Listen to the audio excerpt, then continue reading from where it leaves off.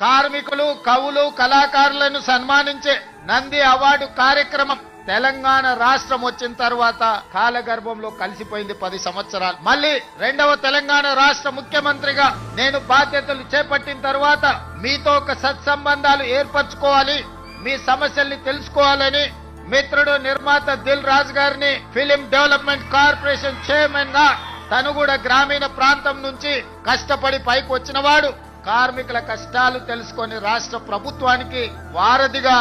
ప్రయత్నం చేస్తాడు, వారధిగా ఉంటాడు అని వారిని నియమించడం జరిగింది. వారితో మాట్లాడి తెలుసుకొని ఆగిపోయిన నంది అవార్డుల కార్యక్రమాన్ని కార్మికులకు కళాకారులకు ప్రజా యుద్ధ నౌక తండాలలో గూడాలలో మారుమూల పల్లెల్లో ఉండే పేదల కోసం జీవితం సర్వం త్యాగం చేసిన గద్దర్ అన్న పేరు మీద గద్దర్ ఫిలిం ఫేర్ అవార్డ్స్ ని ఒక కళాకారుడి పేరు పెట్టి, ఒక పోరాట యోధుడు, ఒక విప్లవకారుడి పేరు పెట్టి 10 సంవత్సరాలు ఆగిపోయిన గద్దర్ ఫిల్మ్ అవార్డ్స్ ని గొప్పగా నిర్వహించడం ద్వారా ఈ దేశంలోనే పరిశ్రమకు ఆదర్శంగా నిలబడే ప్రయత్నం